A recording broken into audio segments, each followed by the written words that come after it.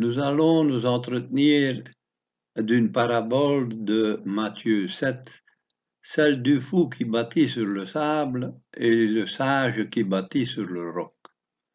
Dans l'évangile de Matthieu, nous trouvons tout un tas de paraboles et dans Matthieu au chapitre 7, il y en a 7.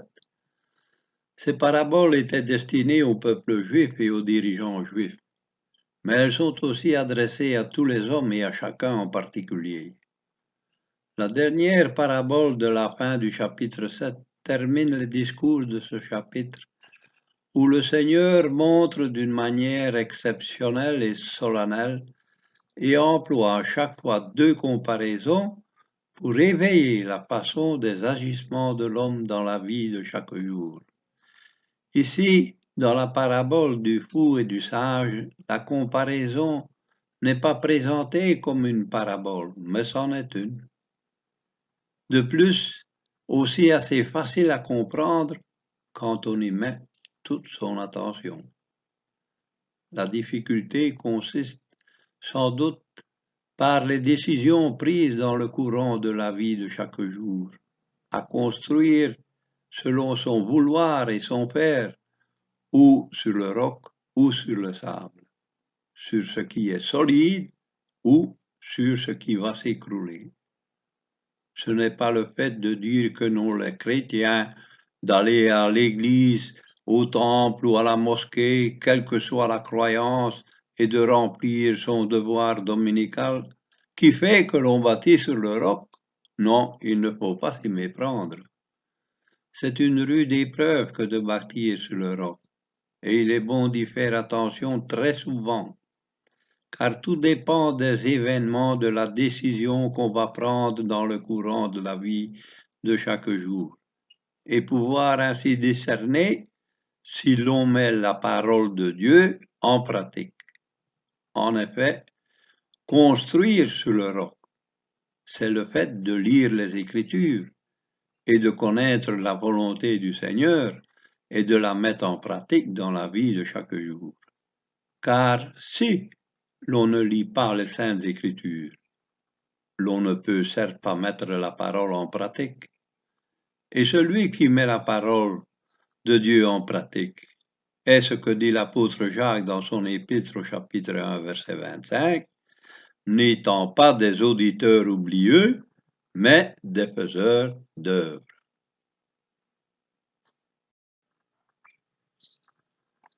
Jacques fait allusion dans son épître, lui qui était présent au sermon sur la montagne et qui met en évidence celui qui met sa parole en pratique.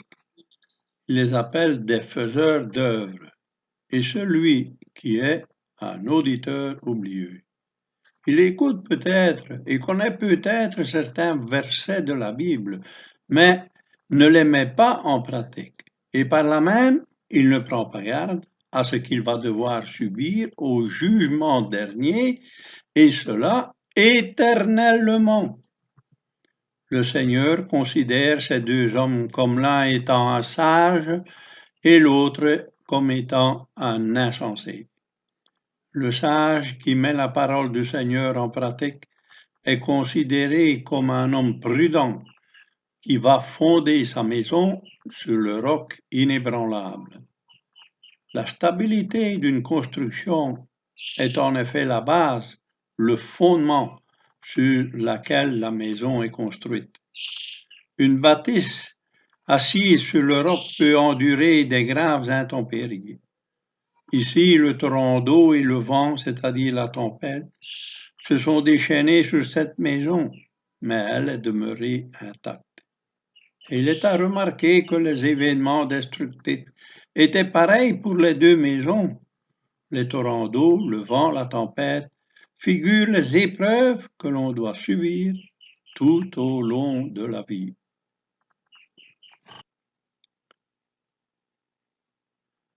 Que signifie cette parabole? Une petite parenthèse.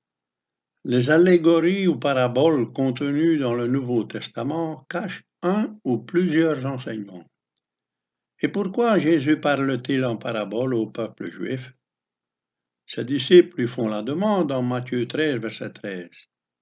Il répond, c'est pourquoi je leur parle en parabole, parce qu'en voyant, ils ne voient pas, et qu'entendant, ils n'entendent, ni ne comprennent. Déjà, dès la sortie du peuple d'Israël d'Égypte, Dieu dit de lui dans Deutéronome 9, verset 6, « Tu es un peuple au corps roide, vous avez été rebelles contre l'Éternel. » Et des millénaires étant passés jusqu'à aujourd'hui, le peuple juif n'a pas changé. À cause de cela, il portera dans le futur les conséquences de n'avoir pas fait, de n'avoir pas mis la parole en pratique et ne pas avoir fait ce que l'Éternel demandait de lui. Alors, que signifie bâtir sa maison sur le roc? Dans les Saintes Écritures, le roc ou le rocher, c'est Dieu, c'est Jésus-Christ.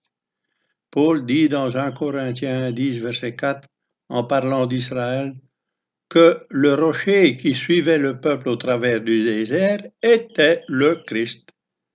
Il est le roc inébranlable sur lequel il faut bâtir sûrement et éternellement. Lui ne peut être emporté par l'ouragan qui menace le monde actuel.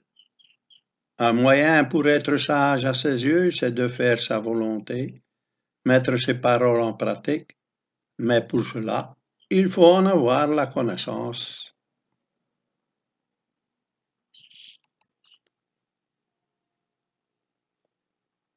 Il est très facile d'être emporté par le courant de ce monde, de bâtir sa maison, son avenir sur la parole des hommes, sur leur langage philosophique, c'est-à-dire le sable.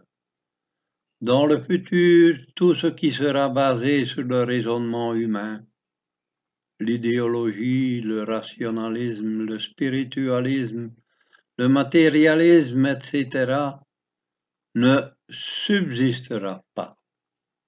Le rationalisme est une doctrine selon laquelle toute connaissance certaine vient de la raison. N'accorder de valeur qu'à la raison, c'est bâtir son avenir sur la ruine, car tout ce qui vient de la philosophie et du raisonnement humain sera anéanti, et la ruine de tels gens sera grande, mais le plus grave, c'est qu'elle sera éternelle. 1 Jean 2, verset 17 dit, « Le monde s'en va et sa convoitise, mais celui qui fait la volonté de Dieu demeure éternellement. » Bâtir sur le roc, c'est-à-dire Christ, c'est montrer par sa façon d'agir que l'on prend à cœur ce que l'on entend de Christ, de sa parole. C'est fonder ses espérances sur le rocher des siècles et non pas sur sa propre justice. Mais Dieu éprouve, et l'épreuve de chaque individu est nécessaire, car elle seule permet de savoir ce que vaut la construction. Quelle folie de ne pas écouter les paroles du Christ et de n'avoir pas prévu quelles en seraient les graves conséquences. Bâtir son avenir sur ce qui va vous ensevelir, vous, avec les autres de votre famille, dans une grande ruine éternelle. Cette parole a porté un grand étonnement sur ceux qui entendirent les paroles de Jésus. Certes que les paroles du Christ n'étaient pas celles d'un homme simple, ni celles des scribes ou des pharisiens, c'étaient des paroles qui venaient du Créateur du ciel et de la terre, ayant connaissance de toutes choses, mais qui est surtout le grand Dieu sauveur. C'est pour cela d'ailleurs qu'il est venu sur la terre. Et il est aussi le juge suprême. Mettre ses paroles dans son cœur et pratiquer ce que l'on entend, c'est cela être sage aux yeux de Dieu.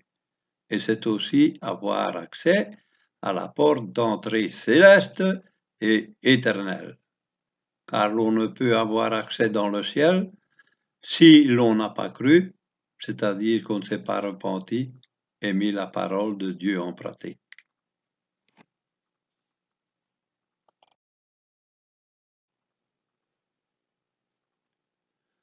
Nous allons dire quelques mots sur la parabole des 10 vierges.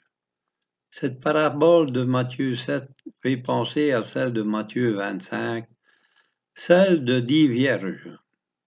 5 d'entre elles étaient sages et prudentes, et les autres vues comme des folles. Les 5 prudentes prirent leur lampe, mais aussi une réserve d'huile. Les 5 folles prirent aussi leur lampe, mais pas d'huile pour remplir leur lampe, pour les alimenter quand elles allaient s'éteindre.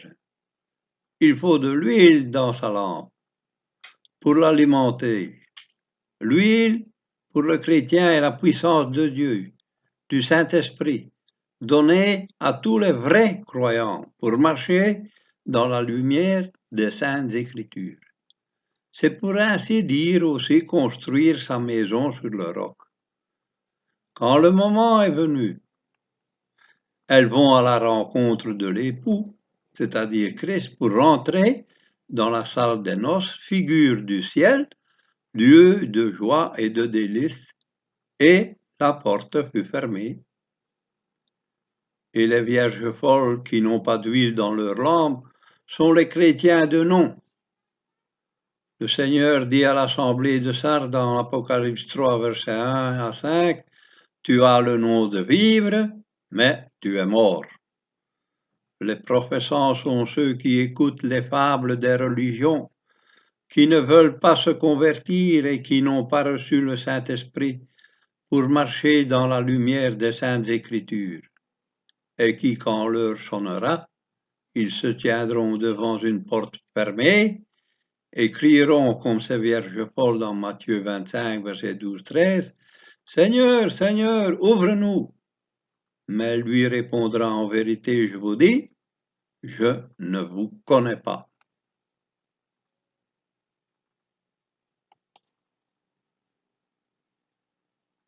Le Seigneur répondra aussi la même chose à tous ceux qui auront écouté les sornettes de ce monde et vécu selon leur propre justice. Ils se verront recevoir les mêmes paroles et être jetés dans le feu, c'est-à-dire le jugement éternel. Là seront les pleurs et les grincements de dents. Il ne faut pas oublier que la venue du Fils de l'homme, c'est-à-dire Christ, se fera comme la venue d'un voleur. C'est-à-dire que ce sera par surprise en un jour que l'on n'attend pas. Rejeter les paroles du Christ, c'est bâtir sa maison, son avenir sur le sable. Quand le jugement divin s'enflammera, tous ceux-là feront la perte de tous les biens célestes promis à tous ceux qui auront pris garde à l'enseignement divin. Ne pas avoir l'huile dans sa lampe, c'est ne pas se convertir, prendre les paroles divines comme dérisoires, poursuivre son propre chemin dans l'insouciance la plus totale, comme si après la mort tout était fini. Pour les croyants qui auront pris la parole de Dieu comme certaine et véritable, ayant vécu selon les enseignements du Seigneur, ils se verront introduits dans le royaume éternel de Dieu.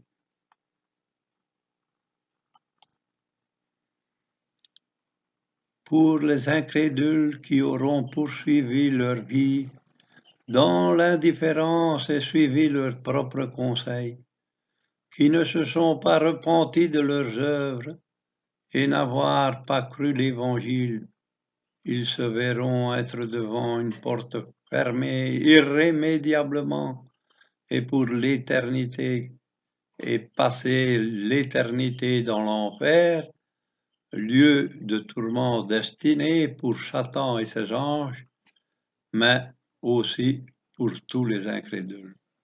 Je crois sincèrement que personne ne voudrait passer l'éternité dans le malheur.